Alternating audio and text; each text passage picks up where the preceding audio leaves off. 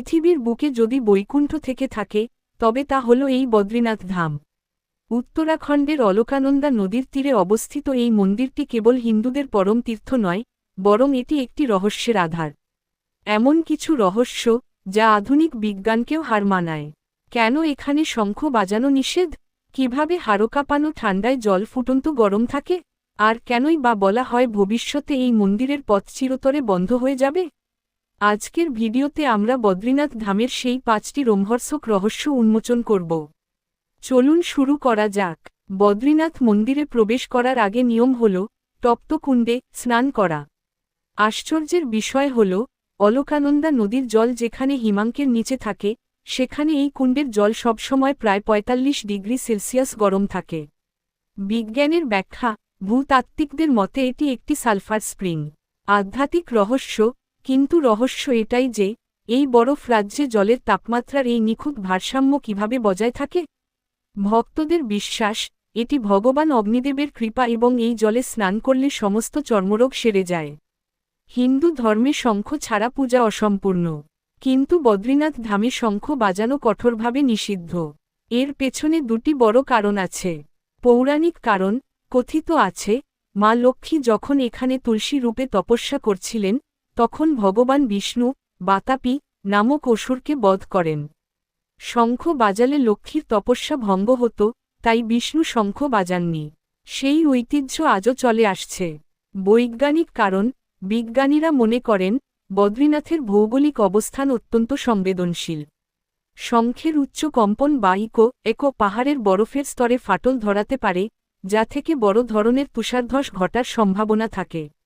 উত্তরাখণ্ডের প্রচণ্ড তুষারপাতের কারণে বছরে 6 মাস এই মন্দিরের দরজা বন্ধ থাকে। মন্দির বন্ধ করার দিন পুরোহিতরা গর্ভগৃহে একটি ঘিয়ের প্রদীপ জ্বালিয়ে দেন। 6 মাস পর যখন পুনরায় মন্দিরের কপাট খোলা হয়, তখন দেখা যায় সেই প্রদীপটি একইভাবে জ্বলছে। মাঝখানের এই 6 মাস সেখানে কোনো মানুষ থাকে না, অক্সিজেনও সীমিত থাকে। তাহলে প্রদীপটি জ্বলে কিভাবে? বিশ্বাস করা হয় মানুষের অনুপস্থিতিতে দেবর্ষি নারদ স্বয়ং এখানে ভগবানের পূজা করেন।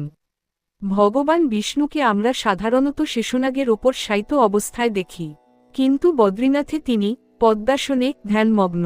কথিত আছে একবার নারদ মুনি বিষ্ণুকে মা লক্ষ্মীর পা টিপতে দেখে বিদ্রূপ করেছিলেন। লজ্জিত হয়ে বিষ্ণু হিমালয়ে এসে কঠোর তপস্যা শুরু করেন। তীব্র ঠান্ডায় তাকে রক্ষা করার জন্য মা লক্ষ্মী একটি বদ্রী কুল গাছের রূপ ধারণ করে তাকে ছায়া দেন। লক্ষ্মীর এই ত্যাগে খুশি হয়ে বিষ্ণু এই স্থানের নাম দেন বদ্রীনাথ।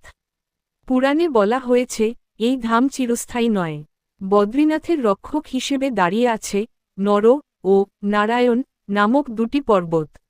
বলা হয় কলিযুগের পাপ যখন চরমে উঠবে, তখন এই দুই পাহাড় একে অপরের সাথে মিশে যাবে। ফলে বর্তমান বদ্রীনাথের পথ চিরতরে বন্ধ হয়ে যাবে। তখন ভগবান বিষ্ণু প্রকট হবেন ভবিষ্য বদ্রী নামক স্থানে, যা জসীমঠের কাছে অবস্থিত। বর্তমান সময়ে জসীমঠের ভূমি 10 কি সেই ধ্বংসের সংকেত? এই প্রশ্ন আজও অনেককে ভাবিয়ে তোলে। বদ্রীনাথ ধাম কেবল পাথরের মন্দির নয়, এটি কোটি কোটি মানুষের বিশ্বাস এবং আধ্যাত্মিক শক্তির কেন্দ্রবিন্দু।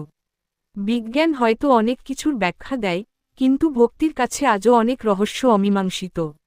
আপনার কি মনে হয় বদ্রীনাথের এই রহস্যগুলো কি নিছক কাকতালীয় নাকি দৈবশক্তি? কমেন্টে অবশ্যই জানান। ভিডিওটি ভালো লাগলে লাইক করুন এবং বন্ধুদের সাথে শেয়ার করুন। এমন আরও রহস্যময় ভিডিও দেখতে আমাদের চ্যানেলটি সাবস্ক্রাইব করে পাশে থাকুন। ভালো থাকুন, সুস্থ থাকুন। নমস্কার।